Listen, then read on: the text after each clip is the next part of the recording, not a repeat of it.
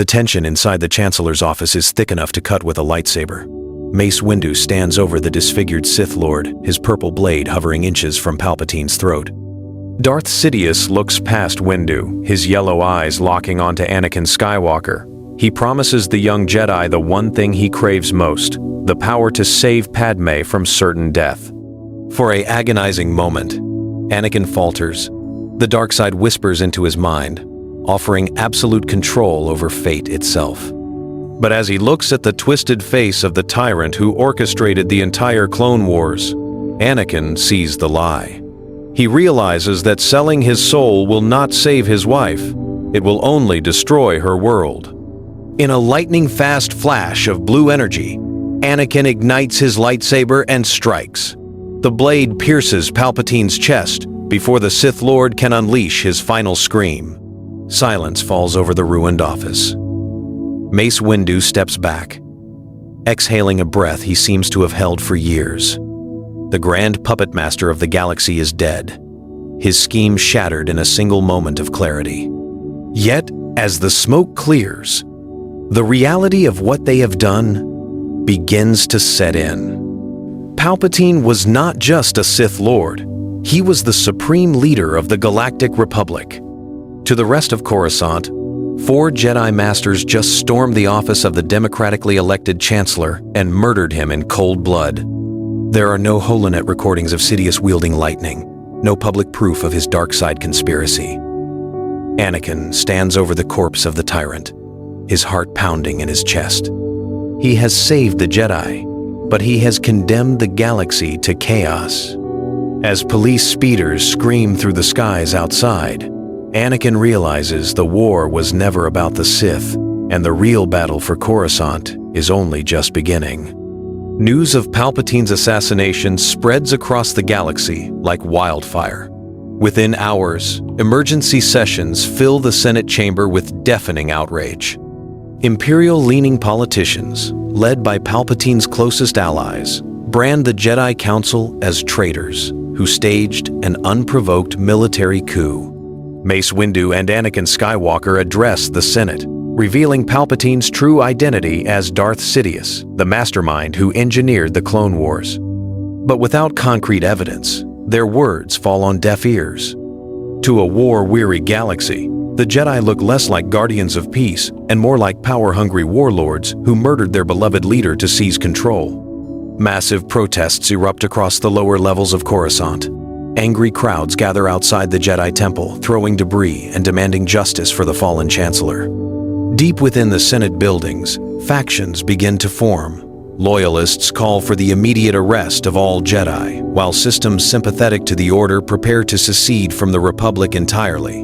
The grand political framework that held the galaxy together for 1,000 years is fracturing right at the seams. Anakin watches from the temple towers as smoke rises from riots in the city below. He did what was right, yet the galaxy is burning around him anyway. The Jedi find themselves completely isolated, stripped of their authority, and hunted by the very government they swore to protect. Troops surround the temple perimeter, holding back mobs while naval commanders debate whether to open fire. Inside the council chambers, panic begins to set in as the realization dawns. Destroying the Sith Lord did not save the Republic. It only broke it. Standing near the grand windows, Anakin listens to the distant sirens, knowing that the military forces surrounding them are no longer taking orders from the Jedi. Obi-Wan Kenobi's starfighter touches down in the darkened landing bay of the Jedi Temple. Fresh off his victory over General Grievous on Utapau, Obi-Wan walks into a city on the brink of total collapse.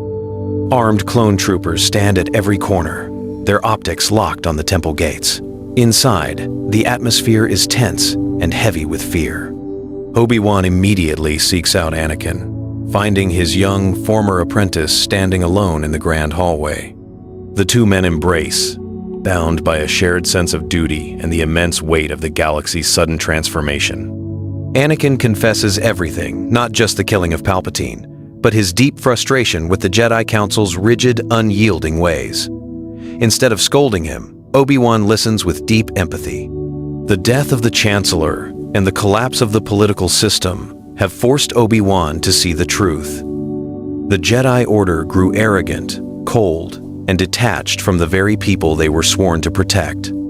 They had allowed themselves to become soldiers of a corrupt government rather than servants of the Force. Together, the two brothers stand before the remaining council members. They propose a radical shift. The Jedi must stop trying to rule from their high towers and return to their ancient roots. They must cast aside the political games of Coruscant and rebuild the Order from the ground up. Master Yoda, watching from his chair, reluctantly nods in agreement. The old ways have failed, and a new path must be forged if the Jedi are to survive. For the first time in years, Anakin feels a profound sense of hope. Hand in hand with his brother, he vows to heal the galaxy. But deep in the Outer Rim, a forgotten phantom is quietly assembling a nightmare from the shadows. Far from the political chaos of Coruscant, the criminal underworld feels the power vacuum immediately. In the neon-drenched streets of Mandalore and the lawless alleys of Nar Shaddaa, chaos reigns supreme. Darth Maul watches the galactic news feeds with a cold, sinister grin. His former master, Darth Sidious, is dead slain by the very hero the Republic idolized. Maul knows that without a central Sith Lord orchestrating events from the top, the entire galaxy is ripe for the taking. Using the terrifying power of the Shadow Collective, Maul moves swiftly to eliminate rival crime lords. The Pike Syndicate, the Black Sun, and the Hutt clan are forced to bow before his Crimson Blade or face complete annihilation. Maul does not seek to rule through political legislation. He builds his empire on blood, fear, and cold, hard credit flows. As the Republic's central government paralyzes itself with infighting, Maul's syndicate seizes control of crucial hyperlane supply routes, weapon factories, and black market trade centers across the Outer Rim. Within weeks, Maul constructs an illicit empire that rivals the power of the crumbling Republic itself. He recruits thousands of displaced mercenaries, bounty hunters, and former separatist battle droids, fashioning them into a formidable private army. From his throne room, Maul directs attacks on undefended Republic worlds, carving out a territory bound only by his ruthless will. He knows that the Jedi are too distracted by their own political ruin on Coruscant to stop him. Standing on the balcony of his fortress, Maul activates his double-bladed lightsaber into the night sky. The Sith Lord may be dead, but a darkness far more chaotic is spreading across the stars, and its sights are set directly on the wounded Republic. Inside the quiet, darkened chambers of the Jedi Temple, Anakin Skywalker stands alone before the High Council. The weight of his secrets has become far too heavy to carry in silence any longer. Outside, Coruscant burns with political unrest. But inside, the room is dead silent. Anakin steps forward and places his lightsaber onto the central seal of the floor. In a clear, unwavering voice, he confesses the truth. He is married to Senator Padme Amidala, and she has just given birth to twin children, Luke and Leia. A heavy silence fills the chamber. For thousands of years, the Jedi Code strictly forbade personal attachments, viewing love as a direct gateway to the dark side. Master Windu's eyes narrow, his face hardening as he prepares to demand Anakin's immediate expulsion from the Order. But before he can speak, Obi-Wan Kenobi steps up to stand directly by Anakin's side. Obi-Wan reminds the Council that rigid dogmas and suppressed emotions are precisely what allowed Darth Sidious to manipulate Anakin in the first place. Love, Obi-Wan argues, is not a weakness, it is the very essence of the light. Master Yoda sits quietly for a long moment, closing his eyes to sense the Force.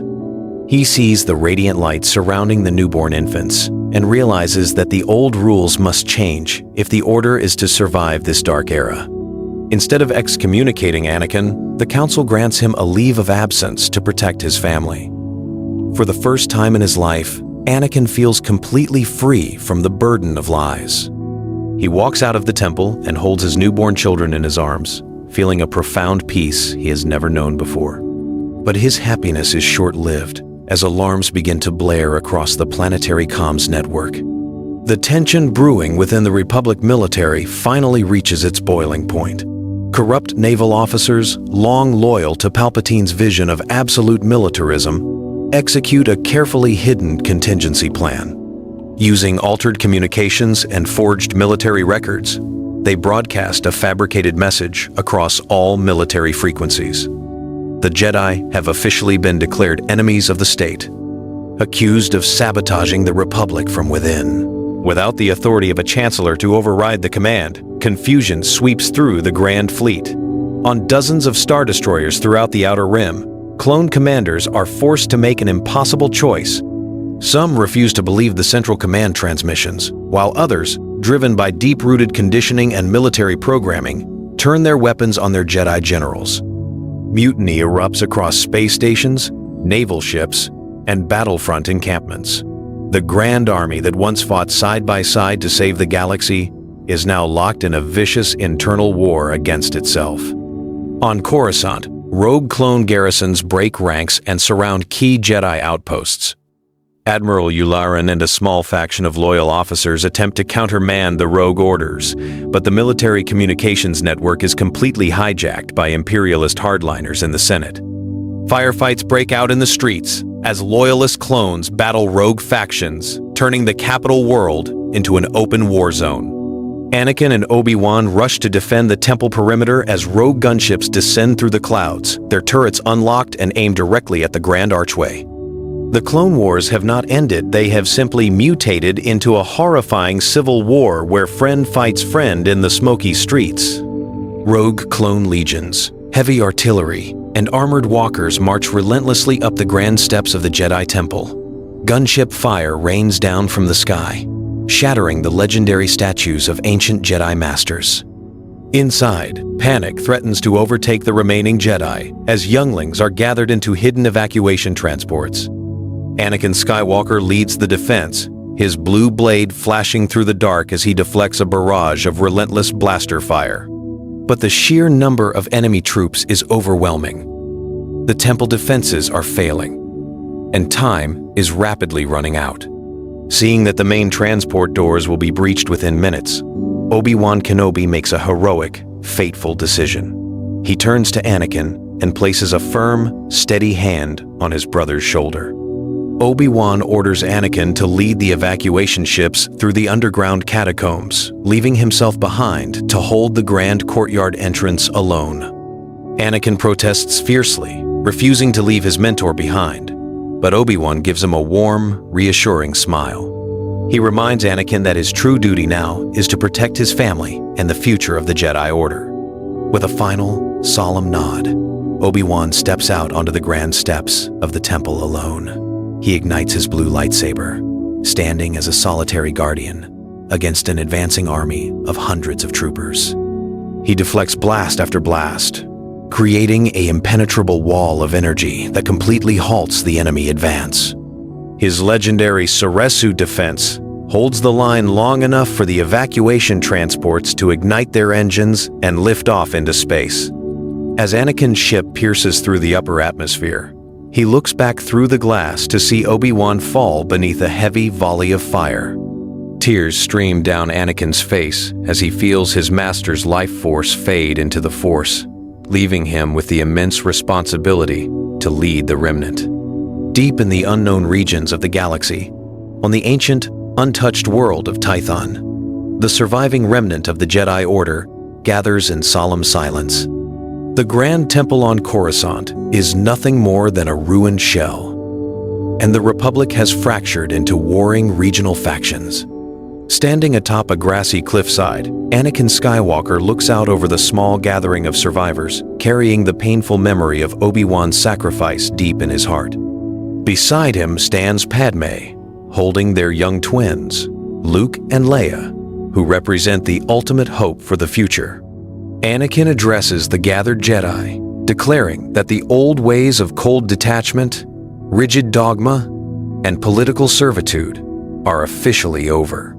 The galaxy does not need emotionless soldiers bound to a corrupt political capital. It needs compassionate guardians who understand both the light and the dark aspects of life.